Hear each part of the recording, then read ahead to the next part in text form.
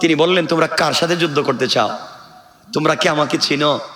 আমার মাথার চুলের গোড়া থেকে পায়ের পাতা পর্যন্ত হয়তো এমন কোনো জায়গা নাই যেই জায়গায় আমার কলিজার টুকরা নানা আমাকে চুম্বন দেন নাই, আমাকে ভালোবাসেন নাই। এমন কোন রাত্র যায়নি যেই রাত্র আমার নানা আমাকে জড়াইয়া ধরে ঘুমাননি। এমন কোন দিন যায়নি আমি নানার সঙ্গে খেলা করিনি। তোমরা জানো না আমি নানার পিঠে বসে বসে আমি ঘোড়া দৌড়াতাম। তোমরা কেমনে আমার সঙ্গে যুদ্ধ করতে চাও? তোমরা কেমনে আমাকে মারতে চাও? তোমরা জানো না আমি কাদেরকে নিয়ে এসেছি? যাদেরকে নিয়ে এসেছি সব তো আহলে বায়াত, রসুলের পরিবারের লোক। আমি তো যুদ্ধের জন্য আসি নাই। আমার সঙ্গে 32 জন নারী আর 40 জন নিরীহ মুসলমান। আমি তো কুফায় যেতে চাই। তোমরা কেন আমার সঙ্গে যুদ্ধ করতে চাও? ওবায়দুল্লাহ বিন জিয়াদ বলছে, আপনার এই মিষ্টি কথা আমাদের শুনবার দরকার নাই। আপনি কার নাতি, কার ছেলে, কোত্থেকে আসছেন জানতে চাই না। হয়তো ইয়াজিদকে মানেন, না হলে তরবারি দিয়ে ফয়সালা করে দেব। ওবায়দুল্লাহ বিন জিয়াদ ডাক দিয়া বলতে লাগলো, কি ব্যাপার? তাইলে আপনি এখানে দাওয়াত করে হুসাইনকে আনতেছেন? ওবায়দুল্লাহ বিন জিয়াদ খুঁজতে লাগলো, মুসলিম ইবনে আকিলকে কারা এনেছে, কার বাড়িতে তিনি ঘুমিয়েছেন, কার বাড়িতে দাওয়াত খেয়েছেন, কার সঙ্গে মিটিং করেছেন, সবাইকে লিস্ট করে করে ধরতে লাগলো। আর মুসলিম ইবনে আকিলকে শহীদ করে তার শরীর থেকে মাথাটা আলাদা করে কুফার মসজিদের সামনে লটকায়া দিল। বুঝাতে চাইল যারা ইয়াজিদের বিরোধিতা করবে তাদেরকে এভাবে লটকিয়ে দেওয়া হবে। আমার বন্ধুগণ, এখন মুসলিম ইবনে আকিলকে যখন লটকায়া দিল, হত্যা করলো, শহীদ করলো, যারা তাকে দাওয়াত করে আনলেন, যারা হুসাইনকে আনতে চাইলেন, তারা ঘাবড়িয়ে গেলেন, ভয় পেয়ে গেলেন। মুসলিম ইবনে আকিল শহীদ হয়ে যাওয়ার পরে হযরত হুসাইন রাদিয়াল্লাহু তাআলা আনহুকে খবর দেওয়ার কেউ নাই। কে খবর পাঠাবে? কুফার অবস্থা ভালো না, কুফার ভিতরে আপনি আসবেন না, এই খবর দেওয়ার মতো কোনো লোক নাই। হযরতে মুসলিম ইবনে আকিল যেই সমস্ত মুসলমানের ঘরে মেহমান হয়েছিলেন, ওবায়দুল্লাহ বিন জিয়াদ তাদেরকে বের করে এনে আচ্ছা মতো পিটাইয়া শহীদ করে দিয়েছে, হত্যা করে দিয়েছে। কুফার মানুষকে বুঝাতে চাইছে যারা ইয়াজিদের বিরোধিতা করবে তাদেরকে জমিন থেকে উঠাইয়া দেওয়া হবে। আমার বন্ধুগণ, কুফায় নিস্তব্ধতা বিরাজ করল, পিন পতন নীরবতা।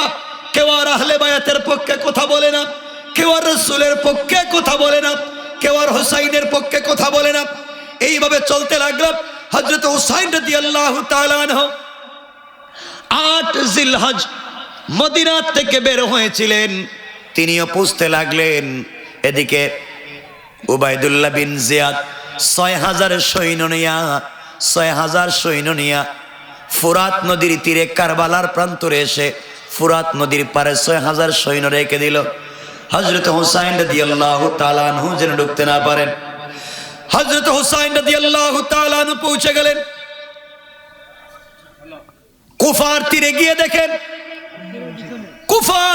কুফায় গিয়ে দেখেন কুফার কাছাকাছি ফুরাত নদীর তীরে গিয়ে দেখেন সবগুলো রাস্তা বন্ধ। একদিকে ৭২,০০০ মানুষ, অপর দিকে ৬,০০০ সৈন্যবাহিনী।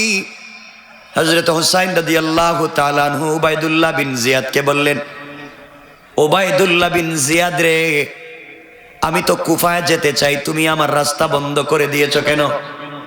ওবায়দুল্লাহ বিন জিয়াদের একটাই কথা, আপনি কুফায় যেতে পারবেন না। কুফায় যদি যেতে হয় তাহলে অবশ্যই ইয়াজিদকে আপনি খলিফা মানা লাগবে। ইয়াজিদকে খলিফা না মানলে আপনাকে যেতে দিব না। হযরত হুসাইন দাঁড়িয়ে গেলেন আর ডাক দিয়ে বললেন, ওবায়দুল্লাহ বিন জিয়াদ রে, তুইও মুসলিম, আমিও মুসলিম, তুমি কি আমাকে চিনো? আমি কে? আমি হলাম সাইয়্যিদাতু নিসাই আহলিল জান্নাত, জান্নাতি মহিলাদের সরদারিনী হযরতে ফাতেমার কলিজার টুকরা সন্তান আমি হযরতে হুসাইন। আমি কে তুমি কি চিনো? আমি হলাম আসাদুল্লাহিল গালিব, আল্লাহ যাকে বিজয়ী বাঘ বানিয়ে পৃথিবীতে পাঠিয়েছিলেন, হযরতে আলী কাররামাল্লাহু ওয়াজহার কলিজার টুকরা সন্তান। তুমি কি আমাকে চিনো? আমি হলাম সাইয়্যিদা শাবাবি আহলিল জান্নাহ, জান্নাতি জওয়ানদের সরদার আমি হযরত হুসাইন। উবাইদুল্লাহ বিন জিয়াদ, তুমি কি আমাকে চিনো? আমি হলাম আখেরি জামানার পয়গম্বর। আল্লাহু আকবার বলেন। হযরত হুসাইন বলতে লাগলেন, প্রয়োজনে জীবন দিব, অস্তিত্ব বিলীন করে দেব, এরপর আল্লাহর জমিনে আল্লাহ রাসূল যে দ্বীন রেখে গিয়েছেন এই দ্বীনের পতাকাকে সমুন্নত রাখবো। ইয়াজিদের মতো কাউকে মানতে চাই না। ঠিক কিনা আওয়াজ করে বলেন। আমরা বলতে পারি, আমরা জীবন দিতে পারি, অস্তিত্ব বিসর্জন করে দিতে পারি, আল্লাহর জমিনে আল্লাহর দ্বীন জিন্দার জন্য জীবন যৌবন বিসর্জন করে দিতে পারি। কোন বেঈমান, কোন গাদ্দারকে আল্লাহর জমিনে কোরআন সুন্নাহর বিরুদ্ধে দাঁড়িয়ে কথা বলবার মতো সুযোগ আমরা দিতে পারি না। ঠিক কিনা বলেন? আমার বন্ধুগণ, আমার মুসলমানেরা, কথাগুলো শোনো। যুবক, তোমাদেরকে বলতে চাই, শোনো, মনে রাখবা, মনে রাখবা, মনে রাখো মুসলমানেরা, যারা ক্ষমতার কারণে, প্রভাবের কারণে আর সম্পত্তি আর পাওয়ারের কারণে অহংকার করে আজকে ইসলাম আর মুসলমানকে গালি দেয়, মনে রাখবেন আল্লাহ চাইলে 10 তলার থেকে তাবড়াইয়া গাছ তলায় নামাইয়া দিতে পারে। ঠিক কিনা বলেন? সমাজকে বিভ্রান্ত করা যাবে না। আমার ভাইরা, হযরত হুসাইন বললেন, যে চেয়ারে বসেছেন আমার নানা, যে চেয়ারে বসেছেন হযরত আবু বকর, যে চেয়ারে বসেছেন হযরত ওমর, যে চেয়ারে বসেছেন হযরত ওসমান। ওসমান তো চেয়ারে বসে শহীদ হয়ে গেলেন। ওমর তো ফজরের নামাজে খঞ্জর দিয়ে আঘাত করে শহীদ করে দেওয়া হলো। ওসমান তো কোরআন তিলাওয়াত করতে করতে শহীদ হয়ে গেলেন। আমার বাপও শহীদ হয়ে গেলেন। এরপরেও তারা কারোর সঙ্গে কনফ্রমাইজ আর স্যাক্রিফাইস করে নাই। আমি হুসাইনও তাদের পথে মরে যেতে পারি, এরপরেও কোন বেঈমানের সঙ্গে স্যাক্রিফাইস করতে রাজি না। আমার বন্ধুগণ, উবাইদুল্লাহ বিন জিয়াদ বলতেছে, হুসাইন, আপনি কার ছেলে কার নাতি আমি জানতে চাই না। নাউজুবিল্লাহ বললেন না? কার ছেলে কার নাতি আমি জানতে চাই না। তুমি যদি ইয়াজিদকে মানো তাইলেই যাইতে দিব, আর যদি না মানো তাইলে যাইতে দিব না। আমার মুসলমান বন্ধুগণ, এভাবে দীর্ঘদিন চলে গেল। হযরত হুসাইন রাদিয়াল্লাহু তাআলা আনহুকে আমার নবীজি মাঝে মাঝে বলতেন, তোমরা যদি আমাকে দেখো না, আমার হুসাইনকে দেখে নিও। আমার হুসাইনের চেহারার দিকে যদি তোমরা তাকাও, মনে করবে তোমরা যেন আমি রাসূলকে দেখেছো। পড়েন সুবহানাল্লাহ। সাহাবায়ে কেরাম বলতেন, হুসাইনের চেহারা নবীজির চেহারা কাছাকাছি মনে হতো। নবীজি যেভাবে হাঁটতেন হুসাইনও হাঁটতেন, নবীজি যেভাবে মুস্কি হাসতেন হুসাইনও ওভাবে হাসতেন। এক কথায় নবীজি বলতেন, তোমরা আমার হুসাইনের দিকে তাকাও, যদি আমি রাসূলের কথা মনে পড়ে যাবে। কোন সুবহানাল্লাহ। আমার মুসলমান বন্ধুগণ, দীর্ঘদিন চলে গেল এভাবে। হযরত হুসাইন রাদিয়াল্লাহু তাআলা আনহু তাদের কাছে বললেন, আমরা যুদ্ধ করতে চাই না, আমি মারামারি করবার জন্য আসি নাই রে। তোমরা আমার 4টা কথা শোনো, আমাকে ছেড়ে দাও।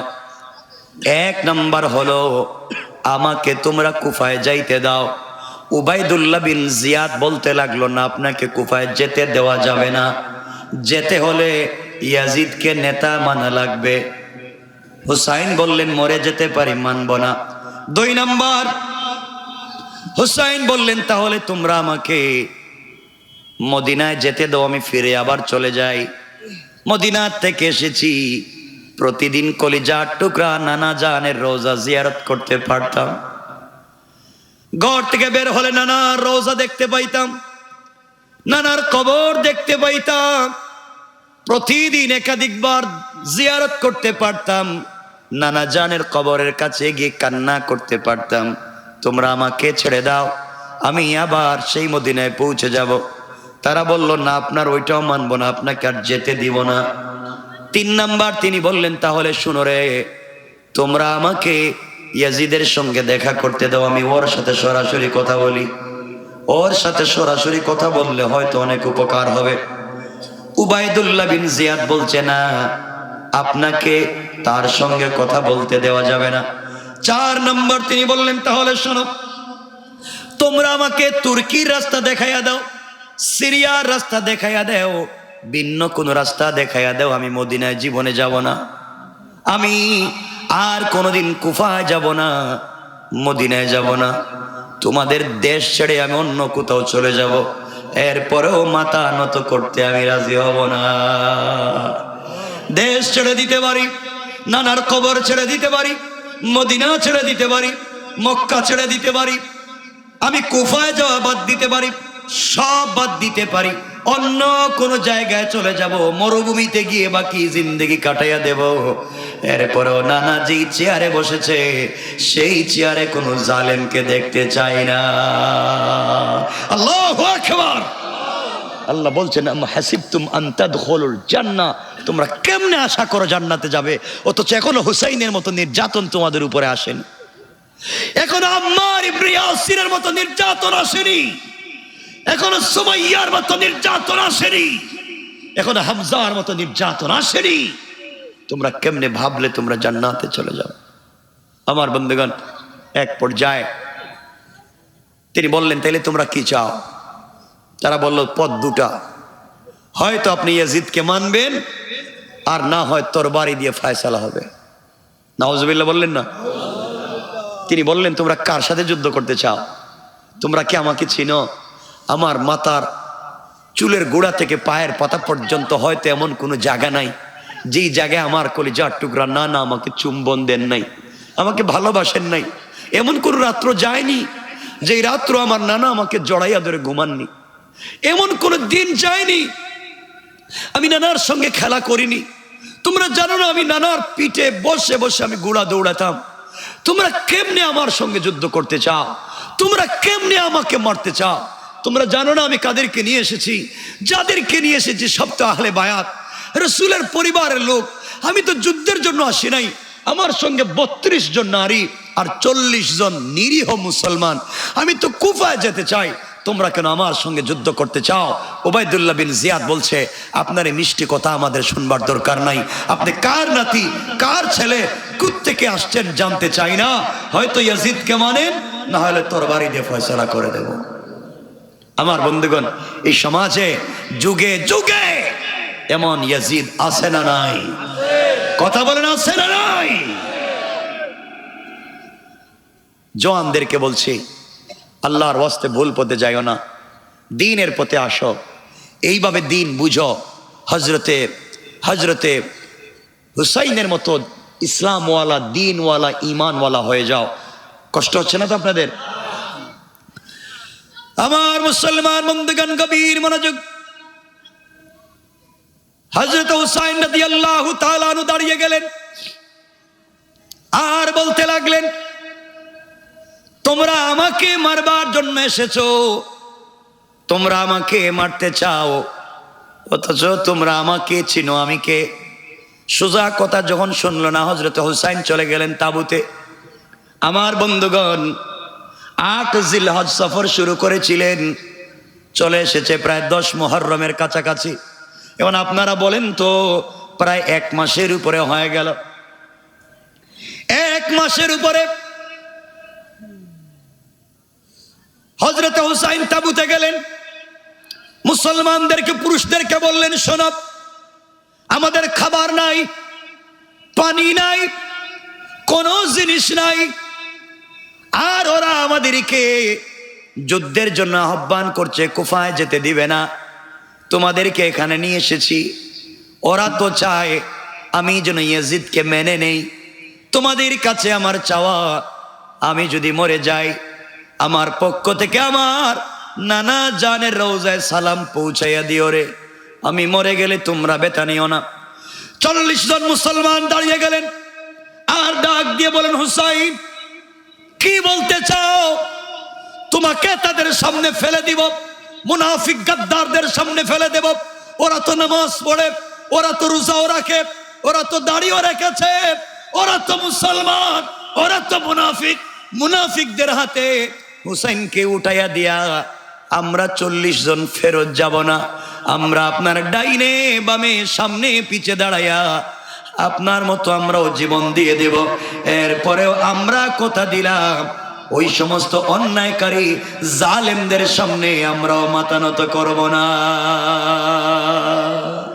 আল্লাহু আকবার।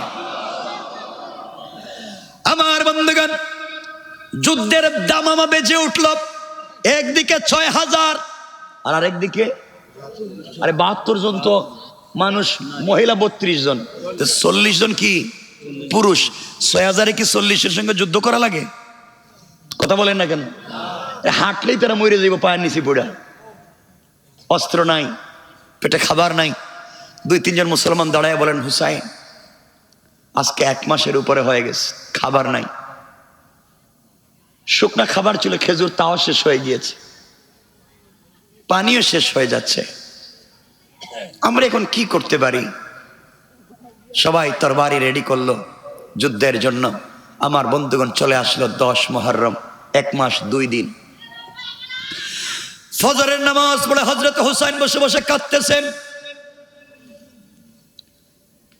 আর বলতেছেন, আল্লাহ তাআলা, আমি আমার নানা জানের রওজা জিয়ারত করবার সুযোগ পাচ্ছি না, কিন্তু আল্লাহ আমি কথা দিলাম তোমার জমিনে তোমার দিন জিন্দা না করে ইসলামের পতাকা মাটিতে ফেলে আমি হুসাইন চলে যাব না।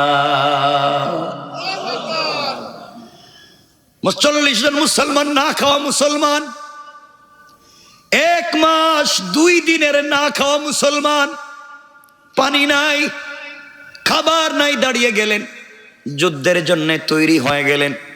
ফজরের নামাজ থেকে নিয়ে জোহর পর্যন্ত যুদ্ধ করলেন। যুদ্ধ করতে করতে 40 জন মুসলমান শহীদ হয়ে গেলেন। শুধুমাত্র বাকি আছেন হযরত হুসাইন। জোহরের নামাজ পড়লেন, আস্তে আস্তে করে তাঁবুর দিকে যেতে লাগলেন। স্ত্রীর তাঁবুতে ঢুকে পড়লেন, স্ত্রীকে 2 হাত জড়িয়ে ধরলেন, কপালে চুম্বন করে চোখের পানি মুছে বললেন, স্ত্রীরে, দীর্ঘদিন হয়েছে তুমি আমার ঘর সংসার করো, আজ পর্যন্ত তোমার হক আদায় করতে পারিনি, তোমাকে কোনো ভালো খাবার আমি দিতে পারিনি, তোমার জন্য ভালো কোনো বাসস্থানের ব্যবস্থা করতে পারিনি। আমার সঙ্গে নির্বাসিত হয়েছ, তুমিও আমার সঙ্গে নির্বাসিত হয়েছ। স্ত্রীরে, 40 জন মুসলমান জোহরের সালাতের আগে শহীদ হয়ে গিয়েছে, একমাত্র আমি বাকি আছি, আমাকে বিদায় দিয়ে দাও, কোনো রাগ গোসা ভিতরে রাখবা না, আর দুনিয়ার জমিনে তোমার সঙ্গে দেখা হবে না। আমার বাচ্চাকে দেখে রাখো, আমি যেই পথে শহীদ হয়ে যাই আমার বাচ্চাকে ওই পথে তুমি কোরবান করে দিও। স্ত্রীরে, আমার নানা যেই দিনের জন্য জীবন দিয়েছে, আমার কলিজার টুকরা বাবা যেই দিনের জন্য জীবন দিয়েছে, আমি সেই দিন জিন্দার জন্য জীবন দিয়ে দেই।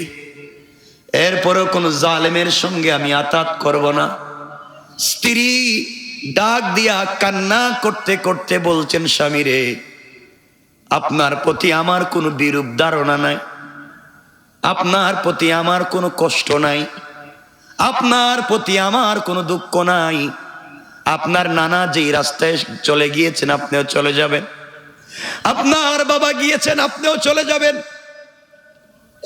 কিন্তু আমার বাচ্চা হযরতে আসগর আমার কোলে এই যে আপনার সামনে নিয়ে এসেছি, 1 মাস 2 দিন হয়ে গিয়েছে, তাঁবুর ভিতরে খাবার নাই, পানি নাই, খেজুর নাই, আমার বাচ্চাটাকে 1 চামচ পানি দেওয়ার মতো কোনো পানি নাই, আমার স্তনেও কোনো দুধ নাই। বাচ্চাটা আজকে 3 দিন থেকে চিৎকার করতেছে, ও স্বামী, আমি আমার জিহ্বা আমার বাচ্চার মুখে দিয়েছি, জিহ্বা চুষে চুষে আমার বাচ্চা জীবন কাটিয়ে দিচ্ছে, কতক্ষণ বাঁচবে জানি না, আপনি চলে যাবেন আমার আপত্তি নাই, আমার বাচ্চাটাকে এক চামচ পানির ব্যবস্থা করে দেন।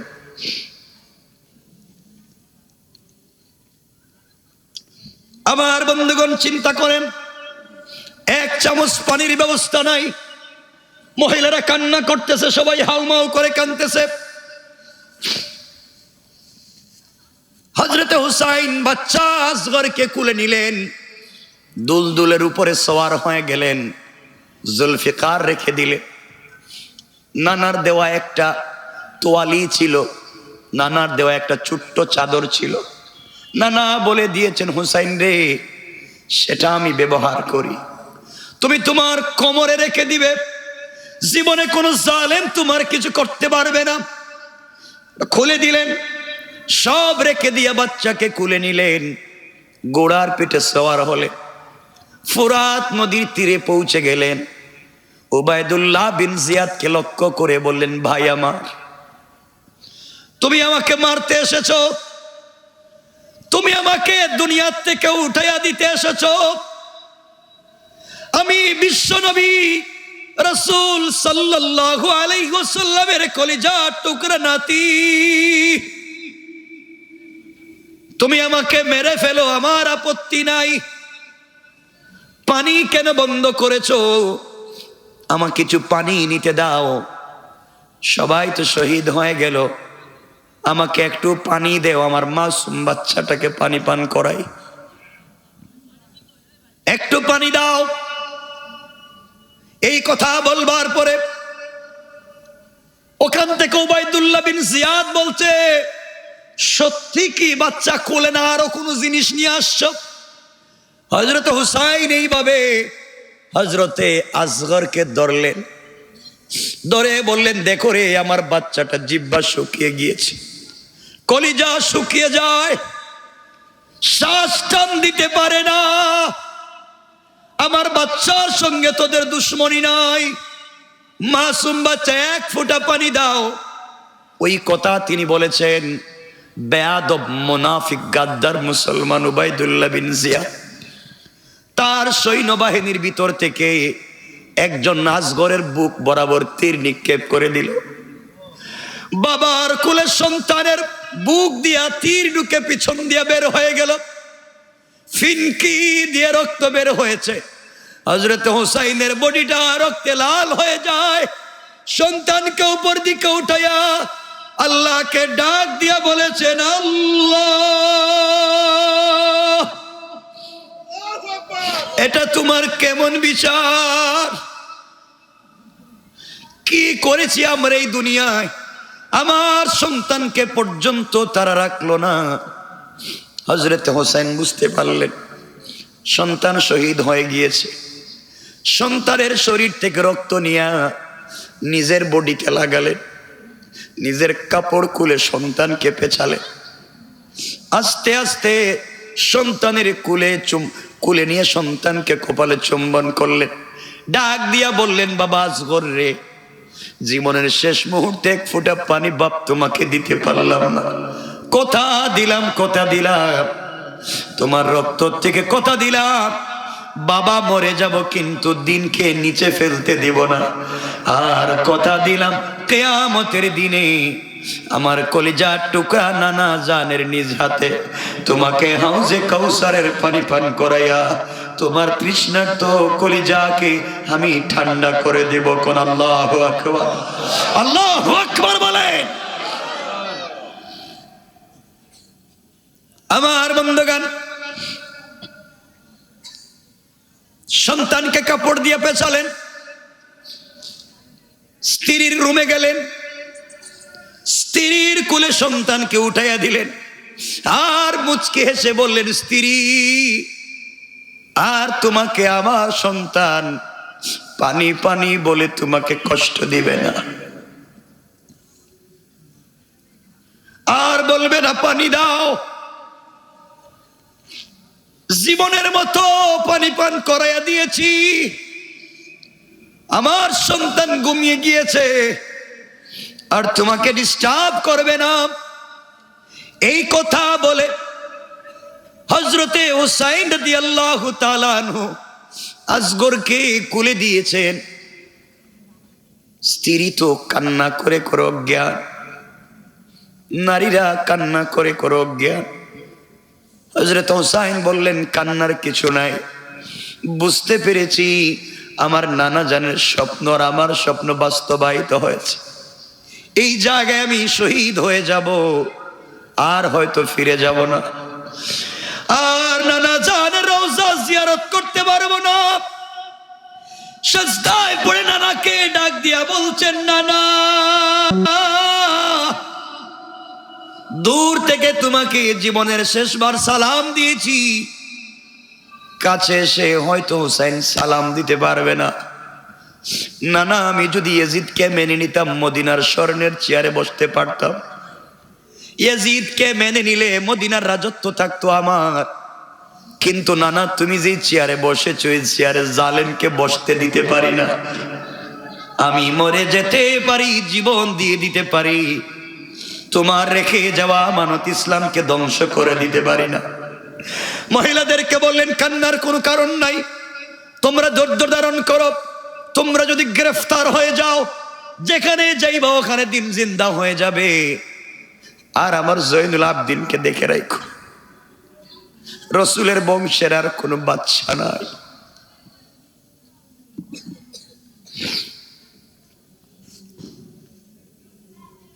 আমার বাবা আলীর বংশের আর কোনো সন্তান নাই, ফাতেমা রক্ত থেকে জন্ম নেওয়ার কোনো সন্তান নাই, জয়নুল আবেদিন বেঁচে আছে, তাকে তোমরা দেখে রাখো, বের হতে দিও না। আমার মন বলছে আমি যদি মরে যাই রে, হয়তো জয়নুল আবেদিনের হাত ধরে আবার আল্লাহর জমিনে দিন জিন্দা হয়ে যাবে। আল্লাহু আকবার। আমার বন্ধুগণ সবার কাছ থেকে বিদায় নিলেন, 2 রাকাত সালাত পড়লেন, সিজদায় গিয়ে কাঁদতে লাগলেন, আর আল্লাহকে ডাক দিয়া বলেন, আল্লাহ আজকের দিনে আমার একটা ভাই নাই, আমার ভাই হুসাইন তো অনেক আগে শহীদ হয়ে গিয়েছে, দুনিয়ার জমিনে আমার কোনো ভাই নাই, আমার বাপও বেঁচে নাই। আজ আমার বাবা বেঁচে থাকলে আমাকে এভাবে মাজলুম হতে হতো না। আজ যদি আমার কলিজার টুকরা নানা দুনিয়ার জমিনে বেঁচে থাকতেন, হয়তো আজকের দিনের মতো এমন দিন আমাকে দেখতে হতো না। আল্লাহ দুনিয়ার জমিনে নানা নাই, আমার বাবাও নাই, আমার একটা ভাই নাই, কেউ আমার সামনে দাঁড়াবার নাই। আয় আল্লাহ তাআলা আমি না বের হয়ে গেলাম এই বলে তিনি তরবারি টানলেন, বাবার জুলফিকার টানলেন, হাতে তুললেন, নানার দেওয়া তোয়ালি কোমরে বাঁধলেন, শরীরে যুদ্ধের পোশাক লাগালেন, দুলদুলের পিঠে সওয়ার হয়ে গেলেন। পিছন দিকে তাকিয়ে নারীদেরকে বললেন, খবরদার যে কোনো সুরতে তোমরা ঈমান বিসর্জন দিবা না, জীবনের জন্য ঈমান বিসর্জন দিবা না, বরং ঈমানের জন্য 1000 বার জীবন বিসর্জন দিয়ে দিও। আমার বন্ধুগণ চলতে লাগলেন বীর দর্পে, রসুলের কলিজার টুকরা নাতি হুসাইন, যেই নাতির সঙ্গে আমার রসুলের 1000 হাজার স্মৃতি রয়েছে। আমার নবীজি হুসাইন রাদিয়াল্লাহু তাআলা আনহুকে নিয়ে খেলাধুলা করতেন। হুসাইন মাঝে মাঝে বলতেন, না না আপনি ঘরে না আসলে আমার ভালো লাগে না। কেন না না না না আপনি যদি ঘরে এসে দরজার সামনে দাঁড়িয়ে মুস্কি হাসে, রাত্রবেলা রাস্তা হাঁটতে কোনো লাইট লাগে না, আপনি মুস্কি হাসলে দাঁত বের হলে যে আলোকিত হয়ে যায়, ওই আলোর মাধ্যমে পুরা রাস্তা দেখা যায়। আল্লাহু আকবার বলে। 12টা হয়ে যাচ্ছে, রেখে দিন, কষ্ট হচ্ছে না আপনাদের? 12টা হয়ে গেছে, অনেক ঠান্ডা পড়ছে আমার মনে হচ্ছে।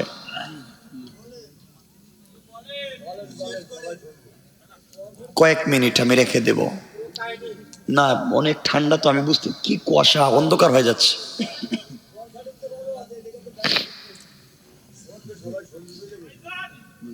আমার মুসলমান বন্ধুগণ, কথাগুলা দিল দিয়ে শোনেন। আমার নবীর সঙ্গে হযরত হুসাইন বের হয়ে যাচ্ছেন। হযরতে হুসাইন বের হয়ে যাচ্ছেন, তরবারি হাতে নিয়েছেন, দুলদুলের পিঠে সওয়ার হয়েছেন, ফোরাত নদীর দিকে যাচ্ছেন। এদিকে আসমানের ফেরেশতারা কাঁদতেছে, আল্লাহর কাছে বাইতুল মামুর তওয়াফ করে বলতেছে, আল্লাহ এই কেমন বিচার তোমার?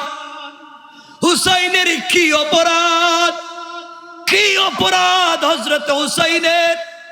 একা একা ৬,০০০-এর সামনে দাঁড়িয়ে গিয়েছে। আমার বন্ধুগণ, ছোট্ট করে আপনাদেরকে বলে দিই, হুসাইনের সাথে আমার নবীজির কত স্মৃতি আছে। ছোট্ট করে আপনাদেরকে একটা বলি, আমরা আলোচনা শেষ করে দিব, মনোযোগ দিয়ে শোনেন। আমার মুসলমান বন্ধুগণ, কয়েকদিন হয়ে গেল হযরতে ফাতেমা নবীজি সাল্লাল্লাহু আলাইহি ওয়াসাল্লামের কাছে আসেন না। নবীজি হযরতে ফাতেমাকে না দেখলে তার সহ্য হতো না। ৩-৪ দিন হয়ে গেল ফাতেমা আসেন না, ৫-৬ দিন হয়ে গেল ফাতেমা আসেন না। একদিন আমার নবীজি ফজরের সালাত পড়ে একজন সাহাবীকে সঙ্গে নিয়ে ফাতেমার ঘরের দরজায় হাজির হয়ে গেলেন। ডাক দিয়া বলছেন, ফাতেমা রে, ৫-৬ দিন ৭ দিন হয়ে গেল, তুমি বাবার খবর নেও না কেন? তোমাকে না দেখলে না আমার ভাল লাগে না, আমার নাতি কোথায় হুসাইন? হযরতে ফাতেমা ঘরের ভিতর থেকে চিৎকার করে ডাক দিয়া বলেছেন, আব্বা আমি ঘরে আছি, দরজা খুলে দাও মা। বাবা দরওয়াজা খুলে দিতে পারবো না, দরওয়াজা খুলে দেওয়ার মতো কাপড় আমার শরীরে নাই, যা একটা কাপড় তুমি দিয়েছিলা তাও বিক্রি করে দিয়েছি। বাবা ২ নম্বর কারণ, দরওয়াজা খুলে দিতে পারবো না, কারণ আমার শরীরে এতটুকুন শক্তি নাই যে দাঁড়াতে পারবো। নবীজি বললেন, ফাতেমা রে কি হয়েছে? ফাতেমা বললেন, আব্বা জান আজকে ৬ দিন শেষ হইয়া ৭ম দিন সকাল শুরু হয়ে গিয়েছে। তোমার মেয়ে ফাতেমার পেটে পৃথিবীর কোনো খাবার যায় না। তুমি আমি আড্ডা দিয়ে কি করি এই দুনিয়ার জমিনে? হযরত রাসূল পাক সাল্লাল্লাহু আলাইহি ওয়াসাল্লাম নিজের কাঁধের মধ্যে সবুজ চাদর ছিল, এই চাদরটা ঘরের ভিতরে দিলেন দরজা ফাঁক করে, আর বললেন, মারে ওইটা পরে দরজা খুলে দাও। দরজা খুলে দেওয়া হলো। ফাতেমার ঘরের ভিতরে ঢুকলেন, মুখটা কালো হয়ে গিয়েছে, ঠোঁটগুলো শুকিয়ে গিয়েছে, ৭ দিনের না খাওয়া মেয়ে। নবীজি জড়াইয়া কাঁদলেন আর বললেন, মা কষ্ট জীবনে বহুত করেছো মা, ইন্তেকালের পরে আর কষ্ট করতে হবে না। মা বলতেছেন, ফাতেমা বলতেছেন, আব্বা যা আমি না খেয়ে মারা যেতে পারি, আমার কোনো আপত্তি নাই, আমি এভাবে কষ্ট করে না খেয়ে মরে গেলে কষ্ট নাই। এই যে তোমার নাতি হুসাইন অজ্ঞান হয়ে পড়ে আছে, খাবার নাই, সারাদিন নানা নানা বলে চিৎকার করেছে, ও বাবা আমি তাকে আপনার দরবারে নিয়ে যাই না, না জানি আপনি কোন অবস্থায় আছেন, আপনার কাছে আমি নিয়ে যাই না। নানা নানা বলে কাঁদছে সারাদিন। তুমি মা আমাকে খাবার দেও না, বাবাও আমাকে খাবার দেয় না, তুমি আমাকে নানার কাছে নিয়ে যাও, আমার নানা আমাকে রেখে একা একা খাবে না। রাসূল পাক সাল্লাল্লাহু আলাইহি ওয়াসাল্লাম হুসাইনকে উঠালেন, বুকের সঙ্গে জড়ালেন, কপালে চুম্বন দিয়ে বললেন, নানা ও নানা ভাই তুমি এখানে বসো, আমি আসি, তোমার জন্য আমি খাবার নিয়ে আসবো, তুমি বসো। রাসূল পাক সাল্লাল্লাহু আলাইহি ওয়াসাল্লাম হুসাইনকে রেখে দিয়ে ঘর থেকে বের হলেন। রাস্তায় বের হয়ে কাঁদতেছেন, হাউমাউ করে, আমি 10 বালতি পানি দিব, তুমি আমাকে 20টা খেজুর দিও। নবীজির কথা হলো, আমি আমার হুসাইনের মুখে খাবার দিয়া হাসি তো ফুটাইয়া দিতে পারবো, বিনিময় ইহুদির বাগানে কাজ করলে আমার কিছু হবে না। চিন্তা করো তোমার রাসূল কেমন দিন কাটিয়েছে, কেমন করে দুনিয়ার জমিনে জিন্দেগি কাটিয়েছে। ও ভাই, তোদের পায়ে ধরি, কেন সেই দিনকে বুঝো না? কেন আমার রাসূলকে কলিজা দিয়া ভালোবাসো না? কেন সেই রাসূলের জন্য জীবন দিতে প্রস্তুতি নেও না? আমার বন্ধুগণ, ইহুদি বলতে লাগলো, শোনো সাবধান, আমার বাগান নষ্ট করা যাবে না, পানি দাও। রাসূলে পাক বাগানের ভিতরে ঢুকে গেলেন। ঢুকে দেখেন কূপের অনেক নিচে পানি পড়ে আছে। দড়ি দিয়া, বালতি দিয়া টেনে টেনে পানি আনা লাগে। নবীজি দড়ি টেনে টেনে যখন পানি আনতেছেন, শরীরের প্রত্যেকটা লোম কূপের গোড়া থেকে ঘাম পড়তেছে। ফেরেশতারা আল্লাহর কাছে চিৎকার করে বলছে, আল্লাহ, তুমি যাকে বিশ্ব নবী বানিয়েছো, সরকারে কায়নাত বানিয়েছো, দু জাহানের সরদার বানিয়েছো, তাকে কি তুমি কেমনে ইহুদির বাগানে কাজের লোক বানাইয়া দিয়েছো? আল্লাহ, তোমার কি দয়া লাগে না? আমার নবীজি কাজ করতে লাগলেন। মনে মনে আশা করলেন তিনি তো খেজুর পেয়ে যাবেন। আমার বন্ধুগণ, আমার মুসলমান ভাইয়েরা, নবীজি 9 বালতি পানি দিতে পারলেন। 10 বালতি পানির জন্য যখন বালতিটা কূপের নিচে ছাড়লেন, দড়ি ধরে যখন টান দিয়েছেন, তখন দড়ি ছিঁড়ে বালতি কূপের নিচে চলে গিয়েছে। নবীজির হাতে দড়ি চলে এসেছে। নবীজি ইহুদির সামনে গিয়ে অনুনয় বিনয় করে বললেন, ভাইরে, শর্ত ছিল আমি 10 বালতি পানি দিব, দিতে পারলাম না, 9 বালতি দিয়েছি, বালতির দড়ি ছিঁড়ে গিয়েছে, কূপে পড়ে গিয়েছে। আমাকে 20টা খেজুর দেওয়া লাগবে না, আমাকে 18টা খেজুর দাও, আমি তাড়াতাড়ি চলে যাই।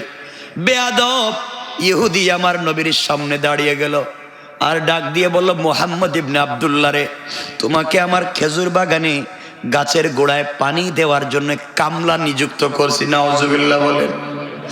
তুমি তো আমার বালতি কূপের নিচে ফেলবার জন্য বলি নাই। এই কথা বলে, ও মুসলমান, যেই নবীর শরীরে মশা মাছি মশাকে আমার আল্লাহ হারাম করে দিয়েছে, এই নবীজির পবিত্র নূরানি গালে চট করে একটা থাপ্পড় মেরে দিয়েছে। নাউজুবিল্লাহ বলেন, নাউজুবিল্লাহ। ইহুদি আমার নবীর গালে জুড়ে একটা থাপ্পড় মেরে দিয়েছে। নবীজি নিজের গালে হাত না দিয়া মুস্কি হাসি দিয়া ইহুদির হাতকে নিজের হাতে নিয়া ইহুদির হাতকে চুম্বন করে বুকের সঙ্গে লাগাইয়া ডাক দিয়া বললেন, বাইরে, তুমি যে আমাকে আঘাত করেছো, তুমি কি তোমার হাতে ব্যথা পেয়েছো? আল্লাহু আকবার। ভাই, তুমি যদি হাতে ব্যথা পেয়ে থাকো, আমাকে আঘাত করেছো, আমাকে মেরেছো, তোমার বালতি নিচে ফেলে দিয়েছি, এই জন্যে তুমি আমাকে মেরেছো, তুমি কি হাতে ব্যথা পেয়েছো? এই বলে আমার নবীজি নিজের শরীর থেকে চাদর সরিয়ে দিলেন আর বললেন, ভাই, যদি কষ্ট পেয়ে থাকো, আমি মুহাম্মদ পিঠটা খুলে দিলাম, যত পারো আঘাত করে তুমি তোমার কষ্ট দূর করতে পারো। এই বলে ইহুদির কাছ থেকে 18টা খেজুর নিয়ে নিজের মুখে হাত না দিয়া দৌড়তে লাগলেন। ঘরের ভিতরে গিয়া হযরতে হুসাইনকে নিজের হাতে উঠালেন, শরীর মুছে দিলেন, নিজের কোলে বসাইয়া একটা একটা করে নানা হুসাইনের মুখে খেজুর দিচ্ছেন। হুসাইন বলতেছে, নানা, তুমি যদি আরো আগে আসতা আমার কষ্ট হতো না। মা আমাকে আপনার দরবারে যেতে দেয় না, বাপও আমাকে যেতে দেয় না, আমি কিন্তু তোমাকে ছাড়া থাকতে পারি না। এমন সময় ফাতেমা দৌড়ে আসছেন, খেজুর দেখে বলছেন, আব্বা, আপনি কোথায় খেজুর পেয়েছেন? নবীজি বলছেন, পেয়েছি মা, তুইও খা। হঠাৎ হযরতে ফাতেমার চোখ গিয়েছে নবীজির গালের দিকে। নূরানি চেহারা, চন্দ্র সূর্যের চাইতে সুন্দর যার চেহারা, ইহুদি আঘাত করেছে, 5টা আঙ্গুলের দাগ বসে গিয়েছে। ফাতেমা ডাক দিয়ে বলেছেন, আব্বা, কে আপনার গালে আঘাত করেছে বাবা? আমার বন্ধুগণ, এদিকে ইহুদি চিন্তায় পড়ে গিয়েছে। বুঝাতে চাই যুবকেরা, তোমার আমার আদর্শ কেমন হওয়া চাই। ইহুদি চিন্তায় পড়ে গেল, কারে মারলাম রে? যারে মারবার পরে আমাকে মারলো না, উল্টা নিজের আমার হাতটা বুকের সঙ্গে লাগালো, চুম্বন করলো। বুঝতে পেরেছি উনি সাধারণ কোনো পাবলিক না, উনি আখেরি জামানার পয়গম্বর। সে যে দাওয়াত দেয় আসলে মিথ্যা দাওয়াত দেয় না। এত নির্যাতন করবার পরে জবাব দিল না, উল্টা পিঠ খুলে আমাকে বলছে প্রতিশোধ নেওয়ার জন্যে। এই কথা বলে ইহুদি আর সহ্য করতে পারল না। ভুল করে ফেলেছি, অন্যায় করে ফেলেছি, কেমনে মারলাম রে? এত সুন্দর চরিত্রের মানুষকে কেমনে মারলাম রে? এই হাত নিয়ে কেমনে আল্লাহর সামনে দাঁড়াবো? আমি মরলে রব যদি বলে ইহুদি এদিকে আয়, তুই এই হাত দিয়া কেমনে আমার বন্ধুর গালে মারলে? যেই বন্ধুকে দেখবার জন্যে ফাঁকা বা কাউসাইনি আও আদনা, আমার কাছাকাছি মেয়ারাজে আইনা আর সে আসিমে বসাইয়া আমি আল্লাহ তো ঘন্টার পর ঘন্টা আমার বন্ধুর চেহারার দিকে তাকিয়েছিলাম। আল্লাহু আকবার, জোরে বলেন আল্লাহু আকবার। যেই বন্ধুকে দেখবার জন্য এত দূরে আনলাম, তুই কেমনে আমার বন্ধুর গালে ছড় মেরেছ? জবাব দাও। জবাব দিতে পারবো না। এই কথা চিন্তা করি ইহুদি বলছে, ভুল করে ফেলেছি, আল্লাহর সামনে দাঁড়াতে পারবো না। একটা পাথরের উপরে হাতটা রেখে কবজিতে আঘাত করে হাত আলাদা করে দিল। হাত আলাদা করে ব্যাগের ভিতরে ঢুকাইয়া চিন্তা করি, হাত নিয়ে দুনিয়ার জমিন থেকে বিদায় নিতে চাই না। যেই হাত দিয়া মুহাম্মদকে আঘাত করেছি, হাত নিয়ে কবরে যেতে চাই না। সোজা নবীজির ফাতেমার বাড়িতে হাজির, ডাক দিয়া বলছি, মুহাম্মদ ইবনে আব্দুল্লাহ, আপনি আমার খেজুর বাগানে পানি দিয়েছেন, আপনার চরিত্র দেখে আমি মুগ্ধ হয়ে গিয়েছি। ভুল করেছি, অন্যায় করেছি, আমি আর অন্যায় করব না। আমি আপনার চরিত্র দেখে বুঝতে পেরেছি আপনি আখেরি জামানার পয়গম্বর।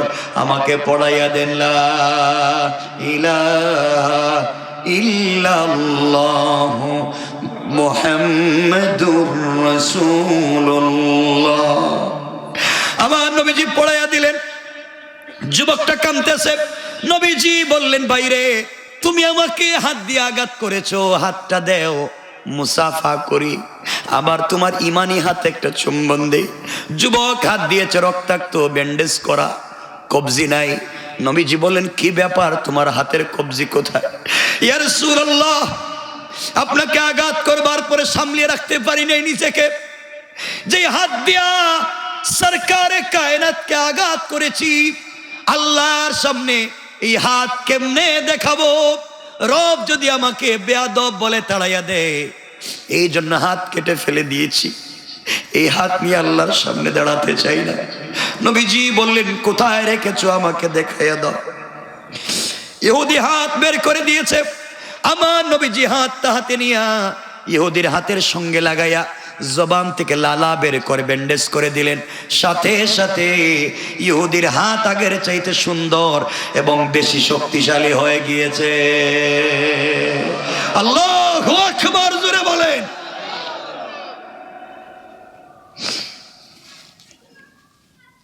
কেমন ছিলেন আমার রাসূল? আমার মুসলমান বন্ধুগণ, এই হযরতে হুসাইন রাদিয়াল্লাহু তাআলা আনহু আজকে দুলদুলের পিঠে সোয়ার নানা নাই। জুলফিকার বাবার হাতে চললেন ফোরাতের প্রান্তরে।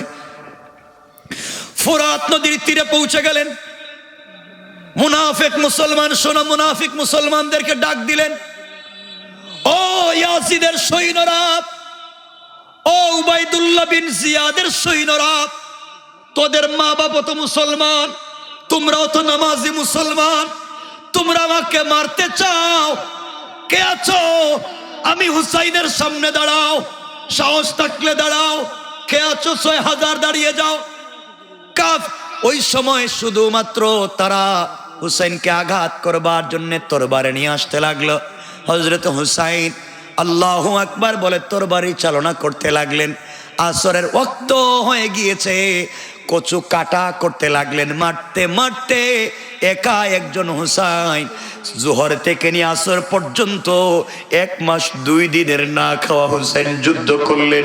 1 মাস 2 দিন না খায়া একা 6000-এর সঙ্গে যুদ্ধ করে আসরের আজানের আগে আগে পুরা ফুরাত নদীর তীরকে খালি করে দিয়েছে। আল্লাহু আকবার বলো। আমার মুসলমান বন্ধুগণ, এইভাবে হুসাইনি চরিত্র নিয়া, হুসাইনি রক্ত নিয়া আজ যদি আমরা জমিনে দাঁড়িয়ে যাই, ইয়াজিদের সৈন্যরা আর ফেরাউনের সৈন্যরাও থাকতে পারবে না ইনশাআল্লাহ। ইনশাআল্লাহ, ইনশাআল্লাহ, ঠিক কিনা জোরে বলে। আমার বন্ধুগণ, সবাই চলে গেল, শত শত মরে গেল। হুসাইন তরবারি হাতে নিলেন, দুলদুলের দিকে তাকালেন। 1 মাস 2 দিনের না খাওয়া মুসলমান কাঁপতেছে। হঠাৎ দেখলেন ফুরাত নদীর তীর খালি হয়ে গিয়েছে। গোড়াকে ছেড়ে দিলেন, গোড়ারে তুমিও আমার মতো 1 মাস 2 দিনের না খাওয়া। গোড়া ফুরাত নদীতে নেমে গিয়েছে, পানি পান করবার জন্য নেমে গিয়েছে। হযরতে হুসাইন রাদিয়াল্লাহু তাআলা আনহু তিনিও হাঁটু পর্যন্ত ফুরাত নদীতে নেমে গেলেন। অঞ্জলি ভরে পানি হাতে নিলেন। এভাবে অঞ্জলি ভরে পানি হাতে নিয়েছেন, টুটের কাছাকাছি এনেছেন, মুখে দিয়ে দিবেন। হঠাৎ মনে পড়ে গিয়েছে কিছুক্ষণ আগে আমার সন্তান আসগর পানি পানি বলে মরে গেছে। কিছুক্ষণ আগে আমার ছেলে পানি পানি বলে শহীদ হয়ে গিয়েছে। আজ আমি বাবা কেমনে পানি পান করি? কিছুক্ষণ আগে আমার কলিজার টুকরা 40 জন মুসলমান শহীদ হয়ে গিয়েছে, কেউ পানি পান করতে পারল না। আমি কেমনে পানি পান করব? এই বলে তিনি হাতের পানি ফেলে দিলেন। না, নিমক হারামের মতো আমি একা একা পান করব না। হাতের পানি ফেলে দিলেন, আবার উপরে উঠে গেলেন। আর তো দাঁড়াতে পারতেছেন না, আবার তরবারি হাতে নিলেন, বীর বিক্রমে যুদ্ধ করতে লাগলেন। মাগরিবের ওয়াক্ত হয়ে যায়, অন্ধকার হয়ে যায়, আসমানের রং চেঞ্জ হয়ে গিয়েছে।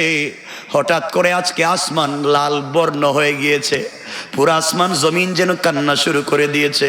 হযরত হুসাইন পড়ে গেলেন, আর থাকতে পারলেন না। হুসাইন রাদিয়াল্লাহু তাআলা আনহু ফুরাত নদীর তীরে পড়ে গেলেন, কারবালার প্রান্তরে শুয়ে পড়লেন, দাঁড়াতে পারলেন না। এমন সময় ইয়াজিদ বাহিনীর একটা কুলাঙ্গার, উবাইদুল্লাহ বিন জিয়াদের সৈন্যদের মধ্যে কুলাঙ্গার সীমার, হাতের মধ্যে তরবারি নিয়া আস্তে আস্তে করে হযরতে হুসাইনের কাছাকাছি চলে এসেছে। এসে হযরত হুসাইন তো পড়ে গিয়েছেন, উঠতে পারতেছেন না। এই কুলাঙ্গার বেয়াদব মুসলিম নামদারি মুনাফিক সীমার হযরতে হুসাইনের বুকের মধ্যে বসে গিয়েছে। বুকের মধ্যে বসে গিয়া ডাক দিয়া বলছে, হুসাইন রে, এবার তোকে কে বাঁচাবে? এবারও সময় আছে, এবারও বলতেছি সময় আছে। হয়তো ইয়াজিদকে মানো, নচেত তোমার শরীর থেকে মাথা আলাদা করে দেব। হুসাইন ডাক দিয়া বলছেন, সীমার রে, আমাকে মেরে ফেলতে পারো, শহীদ হয়ে যেতে পারি, ইন্তেকালের আগেও বলছি আমি তাকে মেনে নিব না। আল্লাহু আকবার বলেন। আমার মুসলমান বন্ধুগণ, এক পর্যায়ে, লম্বা কথা, এক পর্যায়ে হযরতে হুসাইন রাদিয়াল্লাহু তাআলা আনহু মাগরিবের আজানের সময় হয়ে যায়, অন্ধকার, সবকিছু অন্ধকার হয়ে গিয়েছে। এমন সময়ে হযরতে হুসাইন রাদিয়াল্লাহু তাআলা আনহু বুকের উপরে বসে সীমার শরীর থেকে মাথাটা আলাদা করে দিয়েছে, শরীর থেকে মাথা আলাদা করে দিয়েছে। এই 6000 সৈন্যবাহিনী গুড়া দৌড়াইয়া পবিত্র হুসাইন রাদিয়াল্লাহু তাআলা আনহুর বডিটাকে জাজরা করে দিয়েছে, শরীর থেকে চামড়া ফেলে দিয়েছে। তরবারির মাথায় হুসাইন রাদিয়াল্লাহু তাআলা আনহুর মাথাটাকে গেতে, কত বড় বেয়াদব চিন্তা করে, যেই মাথায় রসুলে পাক চুম্বন করেছেন মাথাটা গেতে উবাইদুল্লাহ বিন জিয়াদের সামনে নিয়ে রাখছে, একটা প্লেটের মধ্যে করে রেখেছে। উবাইদুল্লাহ বিন জিয়াদ তার হাতের লাঠি দিয়া হযরত হুসাইনের মাথার মধ্যে নাড়াচাড়া করতেছে। ওই জায়গার মধ্যে একজন বয়োবৃদ্ধ সাহাবী হযরতে যায়েদ ছিলেন, বুড়া মানুষ। তিনি বললেন, বেয়াদব, তোমার বেয়াদবি অনেক দেখেছি, তুমি কার মাথায় কার টুটে আঘাত করতেছো? আমি আমার চোখে দেখেছি নবীজিকে, আমার চোখে দেখেছি কত হাজার দিন আমার নবীজি হুসাইনের টুটের মধ্যে চুম্বন করেছে, তুমি তার টুটে আঘাত করতেছ। আমার বন্ধুগণ, লম্বা কথা, শহীদ হয়ে গেলেন। হযরতে হুসাইনের মাথাটাকে কুফার মসজিদে রেখে দিল, আর বুঝাতে চাইল যারা এইভাবে ইয়াজিদের বিরোধিতা করবে তাদেরকে মেরে ফেলে দিবে। হুসাইন জীবন দিয়ে বুঝাইয়া দিলেন, তিনিও মানলেন না। আমরাও জীবন দিয়ে বুঝাইয়া দিতে পারবো, আমরাও কোনো জালেম অত্যাচারীকে মানতে পারি না।